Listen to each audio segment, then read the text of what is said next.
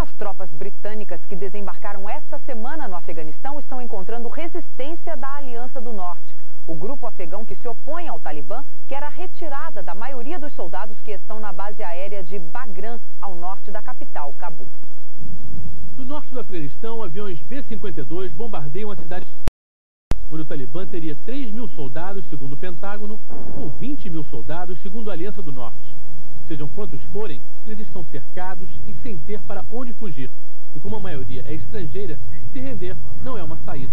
Esse soldado da Aliança do Norte deixa claro que para esses inimigos que vêm de fora, paquistaneses, árabes e chechenos, só existe uma opção, a morte.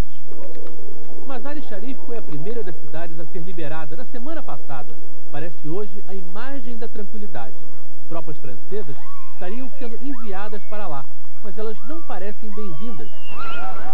Estrangeiros não são bem-vindos. É o que os 100 soldados britânicos estão descobrindo. Eles estão na base aérea de Bagram. São os primeiros que vieram para preparar tudo para a chegada de mais soldados. Mas a Aliança do Norte disse que só aceita 15 no máximo. O Abdullah Abdullah, o ministro de Relações Exteriores da Aliança do Norte, disse que ninguém combinou nada em relação à presença de tropas de outros países e que no Afeganistão já existem soldados demais. No Afeganistão, apesar dos esforços de tantos diplomatas, manda quem tem mais armas. E a Aliança do Norte sabe que cada soldado estrangeiro a mais significa para ela um pouco de poder a menos. Um dia depois de anunciar que deixaria Kandahar, o último reduto do governo talibã no sul do Afeganistão, o líder Mullah Mohammed Omar ainda tenta manter o controle da cidade. De Cabul, por telefone, a repórter Cristiana Mesquita tem as informações. Os líderes tribais que se reuniram hoje em Quetta, no Paquistão, tentam convencer o Talibã a entregar as armas em Kandahar, último reduto da milícia islâmica no sul do país. A deposição das armas evitaria um ataque em massa das forças de oposição. Os líderes tribais revelaram a existência de um plano pelo qual assumiriam os lugares dos comandantes talibã quando Kandahar cair. Hoje também, um dirigente dos talibã confirmou a morte do principal estrategista militar da Al-Qaeda, Mohammed Ahmed, e de outros 7 integrantes da rede terrorista. Mas a informação foi desmentida mais tarde. E pela primeira vez desde que foi deposto, Burhanuddin Rabbani voltou a Cabul neste sábado. Rabbani, líder político da Aliança do Norte, ainda é reconhecido pela ONU como presidente legítimo do país. Mas como é líder de apenas uma das facções dentro da aliança, a volta dele poderia desencadear uma luta étnica no grupo. Para acalmar os ânimos, Rabbani declarou que não chegou à capital para tomar o poder, e sim para acompanhar a formação da coalizão que irá governar o país. O secretário das Nações Unidas, Kofi Annan, informou que vai convocar um encontro entre todos os líderes afegãos para discutir a formação de um governo multiétnico. E a rede de televisão Al Jazeera do Catar informou que Osama Bin Laden teria deixado o Afeganistão, mas o embaixador talibã no Paquistão disse que Bin Laden ainda está em algum lugar no país. A Polícia Federal Americana descobriu mais uma carta com antraz. Ela foi encontrada entre a correspondência do Congresso, que foi isolada depois que as primeiras contaminações foram constatadas. A carta foi enviada para análise, mas já se sabe que a caixa onde ela foi encontrada estava completamente contaminada. A carta parece igual às outras. Mesma caligrafia, mesmo tipo de envelope, mesmo endereço do remetente. Essa também foi enviada ao Senado no dia 8 de outubro. Era para o senador Patrick Leahy, mas não chegou a ser aberta. A carta para o senador Daschle causou a morte de 2 pessoas. 2 prédios do Senado foram fechados hoje para mais investigação e descontaminação. O FBI acha que está fechando o cerco em torno de quem mandou as cartas e divulgou o perfil psicológico da pessoa. Seria um homem com conhecimento científico e que vinha planejando os ataques há muito tempo, mas que só tomou coragem depois dos ataques de 11 de setembro. Ele mora ou conhece bem a área de Nova Jersey, de onde foram enviadas as cartas. Estamos lidando com um assassino frio, diz o investigador. O prêmio para quem der alguma informação que leve à captura do autor dos atentados com antraz subiu. Agora são $1.200.000. E a guerra contra o terrorismo gerou hoje um fato inédito.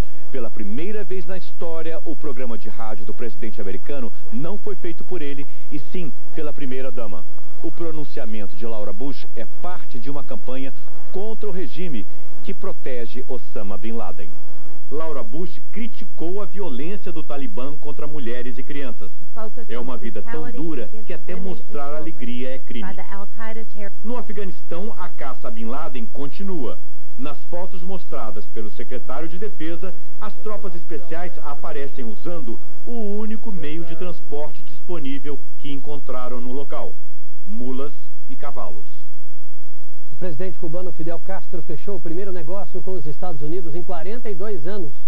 Num pronunciamento de 5 horas, Fidel Castro explicou que a compra de alimentos e remédios no valor de 30 milhões de dólares só está sendo feita por causa das circunstâncias em que Cuba se encontra.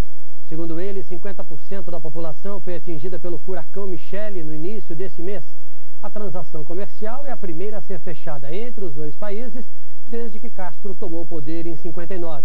Mas o presidente cubano disse que não haverá futuros negócios até a suspensão do embargo econômico imposto pelos Estados Unidos. Em Ottawa, no Canadá, ministros das finanças dos 7 países mais ricos do mundo e de 13 países emergentes se reuniram para discutir medidas econômicas e maneiras de bloquear contas de terroristas. O dia começou com protestos anti-globalização. Centenas de manifestantes foram às ruas pedir que os países ricos suspendam a dívida dos países pobres e em desenvolvimento. O ministro da Economia, Pedro Malan, e o presidente do Banco Central, Armínio Fraga, fazem parte da comitiva brasileira. Representantes do Banco Mundial, do FMI e autoridades dos 20 países estabeleceram um plano para rastrear e bloquear contas de terroristas. O encontro termina amanhã. Durante o encontro, o FMI divulgou a previsão de crescimento para o Brasil no ano que vem, já levando em conta as consequências dos atentados do dia 11 de setembro. De acordo com o fundo, o índice vai ser de 2%. A projeção anterior era de 3,5%. A rede de televisão americana, CNN, afirmou ontem que a foto encontrada na casa de terroristas em Cabul, capital do Afeganistão, seria das cataratas do Iguaçu. Hoje, especialistas no Paraná afirmaram que a foto não é das cataratas. Olhando a imagem pela televisão, os biólogos Luiz Fernando Zamboni e Marcelo Oliveira não garantem que ela seja realmente das cataratas do Iguaçu. Eles estão acostumados com a paisagem. Os dois moram dentro do Parque Nacional, onde ficam as cataratas. Tá diferente. A cor da água aqui, a baixa profundidade e essa cor clara, tá bem diferente mesmo das cataratas. E essa paisagem eu nunca vi, essas pedras aí, realmente fica muito difícil dizer se é ou se não é. O diretor do parque também não arrisca, mas diz que a afirmação é absurda. É uma afirmação que apenas denigra a imagem do Brasil, em especial das cataratas, sem nenhuma comprovação e sem nenhuma base. Nossa equipe de reportagem esteve em vários pontos das cataratas do Iguaçu, no Brasil e na Argentina. Não há nenhum ângulo exatamente igual ao da reprodução, encontrada em uma casa abandonada em Cabul, no Afeganistão. A Polícia Federal em Brasília vai solicitar às autoridades americanas uma cópia do quadro e informações sobre o contexto em que ele foi encontrado. Os policiais querem saber de quem era a casa em Cabul e quem morava lá. Esse fato, que para nós é uma coincidência interessante, mas até o momento não modifica o entendimento que nós temos de que não existem indicativos concretos da presença de terroristas ou células terroristas na região de Foz do Iguaçu. Em instantes, pesquisadores testam a serragem como fonte de energia. E os shoppings usam a criatividade para